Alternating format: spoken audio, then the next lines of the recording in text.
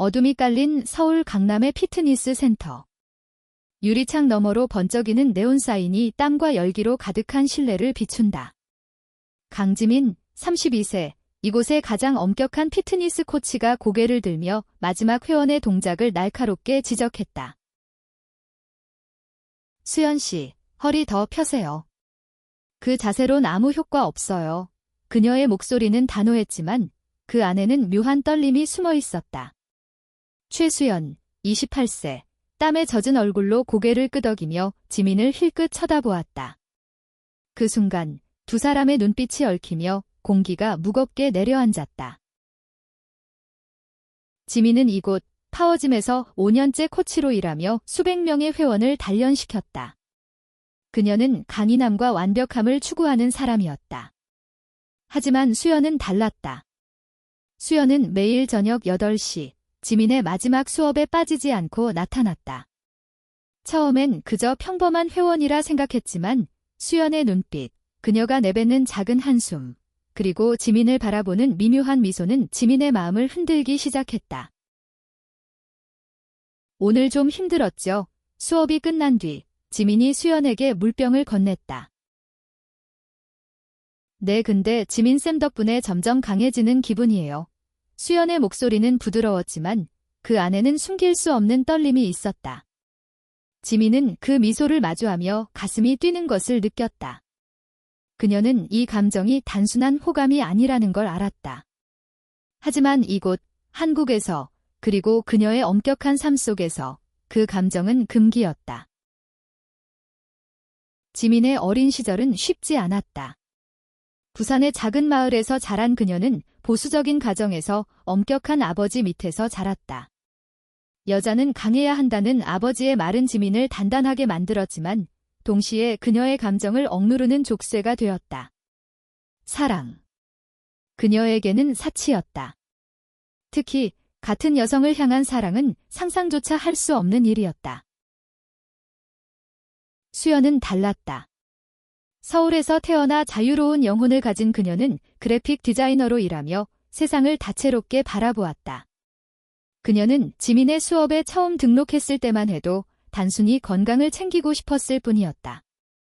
하지만 지민의 단호한 목소리, 그녀의 강렬한 눈빛, 그리고 땀에 젖은 모습에서 수연은 점점 빠져들었다.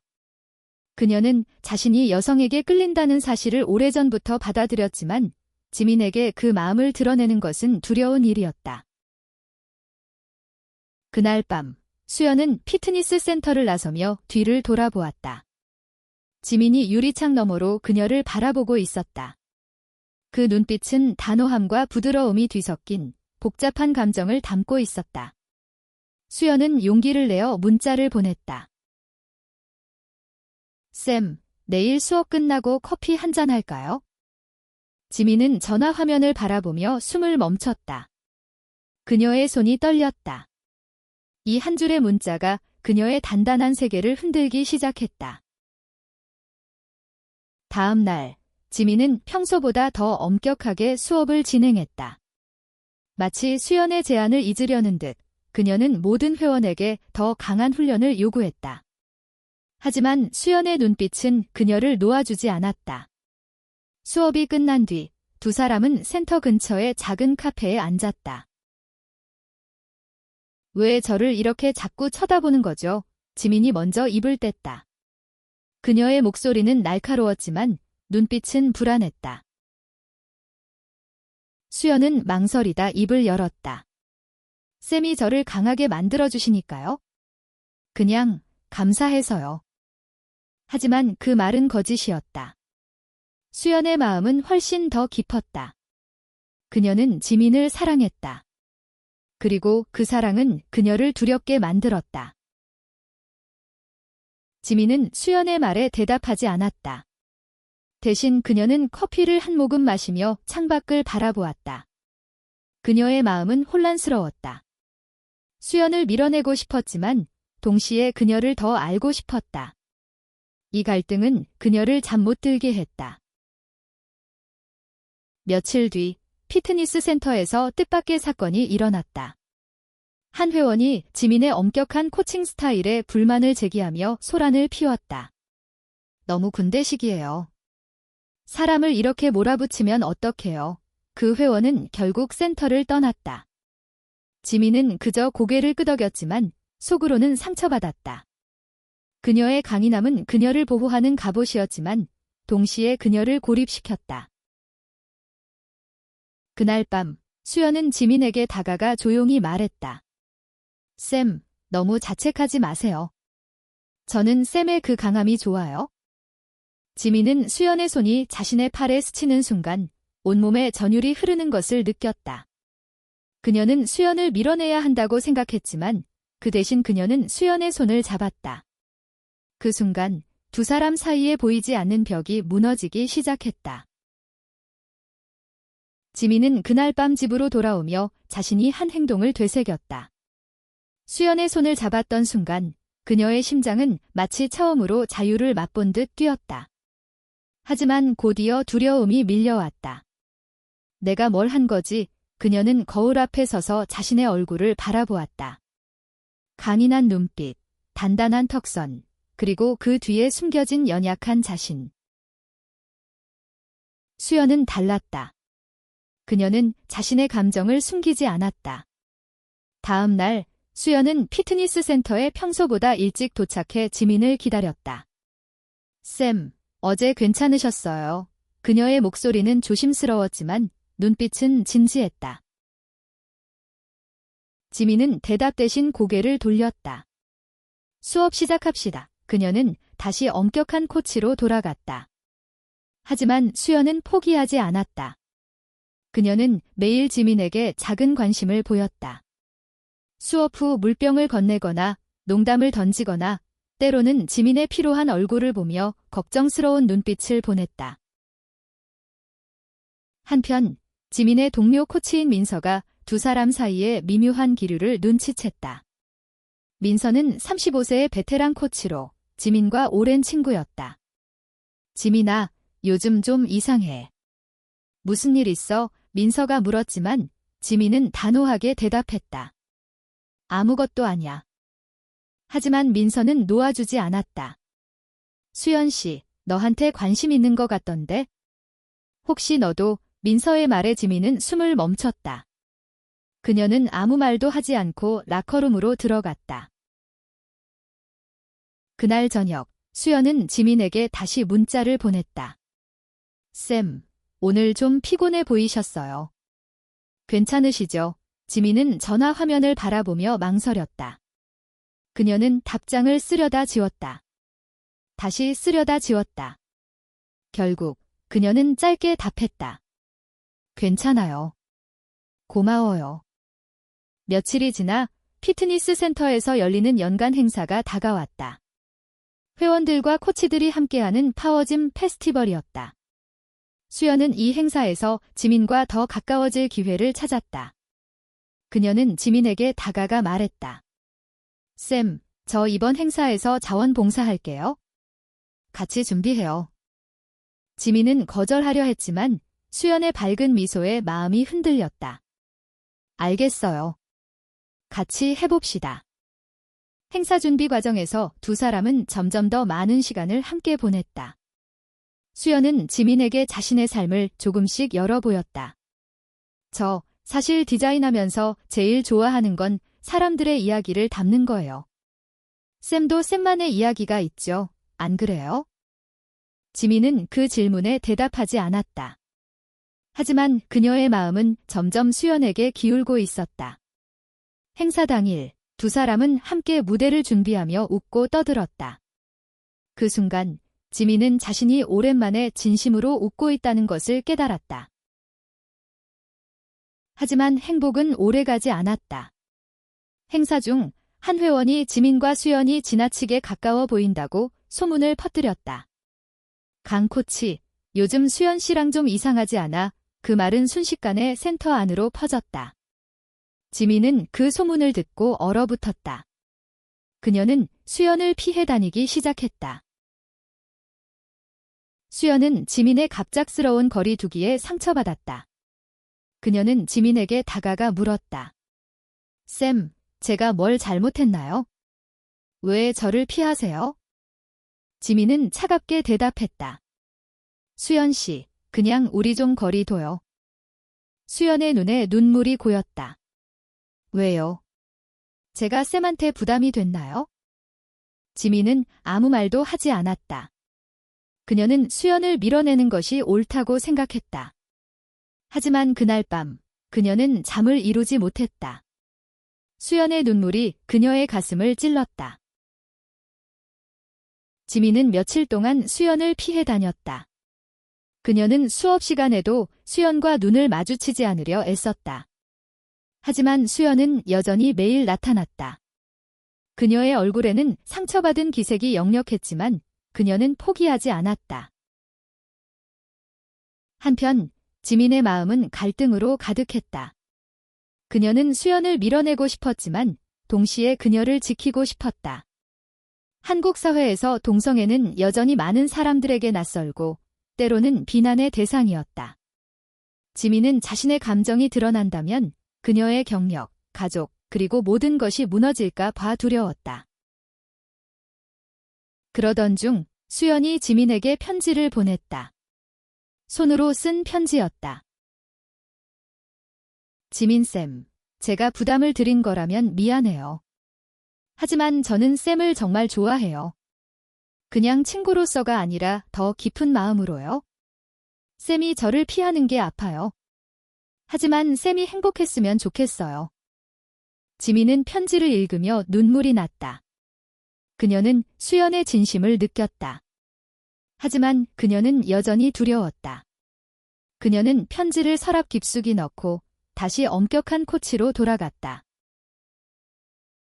그러나 운명은 두 사람을 가만히 두지 않았다. 피트니스 센터에서 열린 지역 대회에서 지민과 수연은 같은 팀으로 배정되었다. 대회는 팀워크와 체력을 시험하는 코스로 구성되어 있었다. 지민은 수연과 함께 훈련하며 그녀의 끈기와 열정에 다시 한번 놀랐다.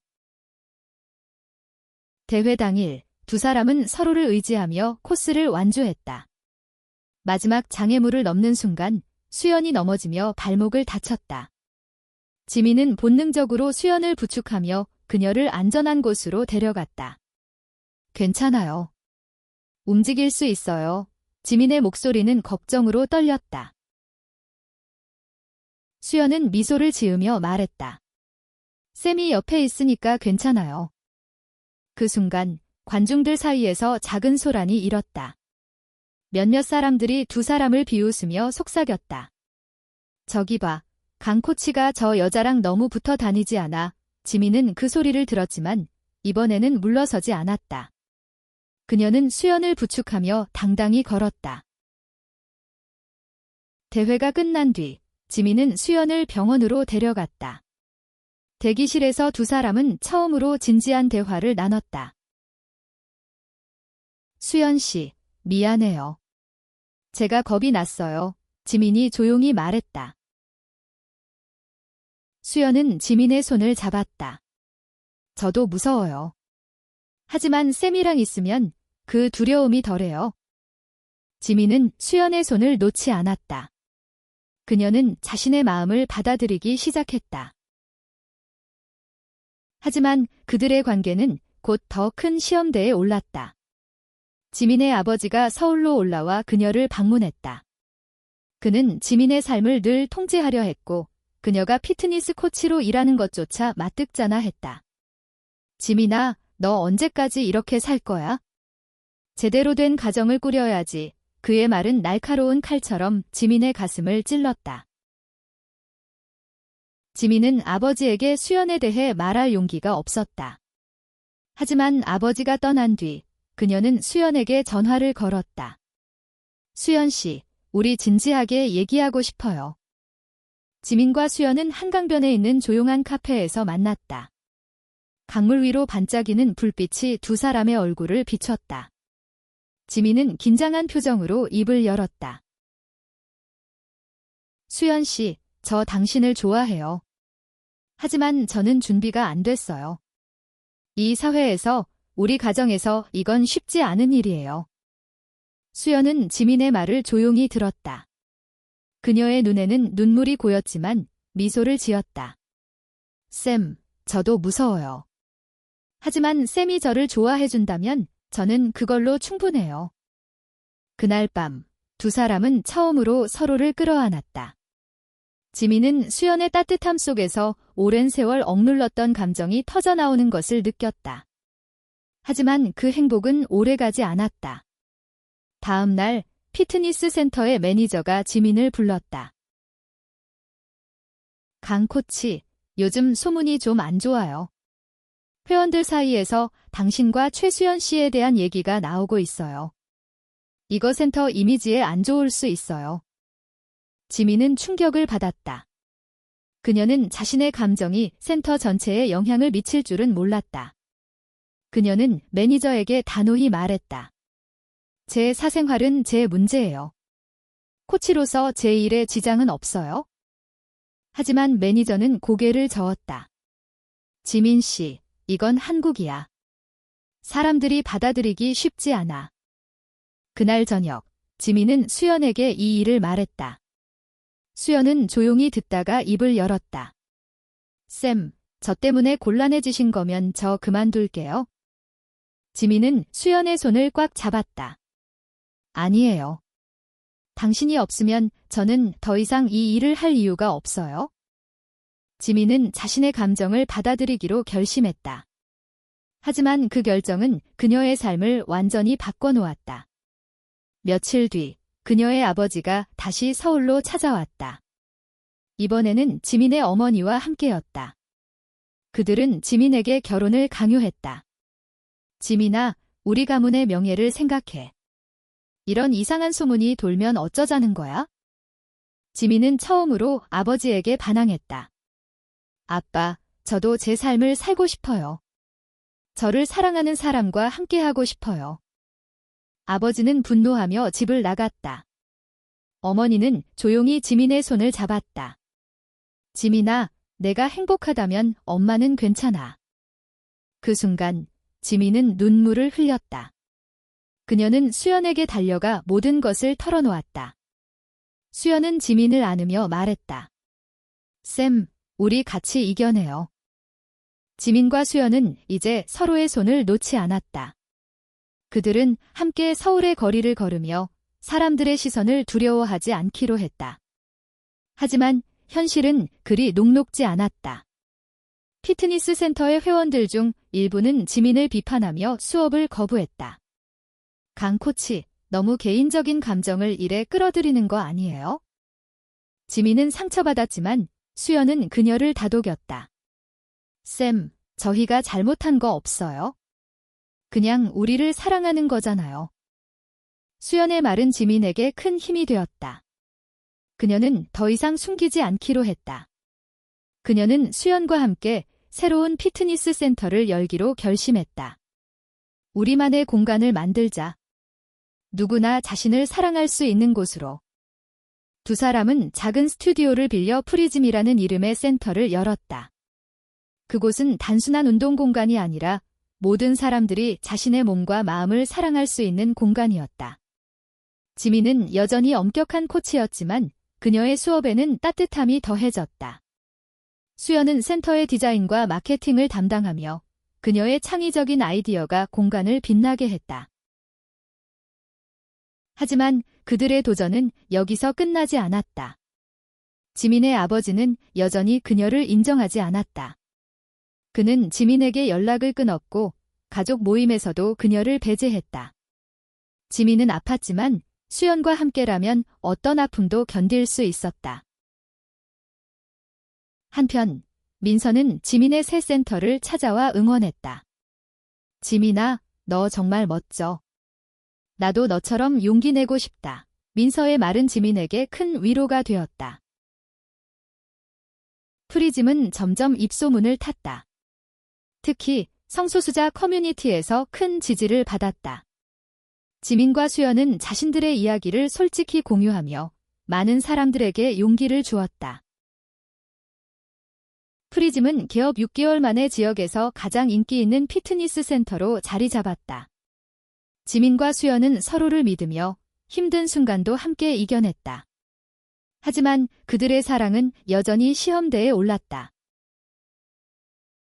어느 날 익명의 누군가가 프리즘의 온라인 페이지에 악플을 남겼다. 동성애자들 센터라니 역겹다. 그 댓글은 순식간에 퍼졌고 일부 회원들이 센터를 떠났다. 지민은 좌절했지만 수연은 단호했다. 쌤, 우리가 뭘 잘못했어요? 우리 사랑은 누구에게도 해를 끼치지 않아요. 수연은 악플에 맞서 센터의 소셜미디어 계정에 글을 올렸다. 프리즘은 모두를 위한 공간입니다. 사랑은 어떤 형태로든 아름답습니다. 그녀의 글은 많은 사람들의 공감을 얻었고 새로운 회원들이 몰려들었다. 지민은 수연의 용기에 감동받았다. 그녀는 수연에게 말했다. 당신이 없었으면 난 여기까지 못 왔어. 수연은 미소를 지으며 대답했다. 쌤, 우리 같이 더 멀리 가요. 그들은 함께 새로운 목표를 세웠다. 프리즘을 전국적인 브랜드로 키우는 것. 그들은 성소수자뿐만 아니라 모든 소외된 이들을 위한 운동 프로그램을 개발했다. 그들의 센터는 단순한 피트니스 공간을 넘어 사람들에게 희망을 주는 장소가 되었다. 1년 뒤, 프리즘은 서울을 넘어 부산, 대구, 제주까지 지점을 확장했다. 지민과 수연은 여전히 서로를 지지하며 더 큰 꿈을 꾸고 있었다. 그들의 사랑은 많은 사람들에게 영감을 주었다. 어느 날 지민의 아버지가 프리즘을 찾아왔다. 그는 조용히 센터를 둘러보며 지민을 바라보았다. 지민아, 내가 이렇게까지 할 줄 몰랐다. 그의 목소리는 떨렸다. 지민은 눈물을 글썽이며 말했다. 아빠, 저 행복해요. 이게 제 길이에요. 아버지는 말없이 고개를 끄덕였다. 그는 여전히 모든 것을 이해하지 못했지만 딸의 행복을 인정하기로 했다. 그날 밤, 지민과 수연은 한강변에 앉아 서로를 바라보았다. 수연아, 고마워. 당신 때문에 내가 나를 사랑할 수 있게 됐어. 수연은 지민의 손을 잡으며 말했다. 쌤, 우리 사랑은 세상을 바꿀 거예요. 그들의 사랑은 단순한 훈련이 아니었다. 그것은 두려움을 이겨내고 세상의 편견에 맞서며 서로를 위해 싸운 은밀한 약속이었다. 프리즘은 그 약속의 증거였다. 그리고 그들은 알았다. 사랑이 있는 곳에 희망이 있다는 것을.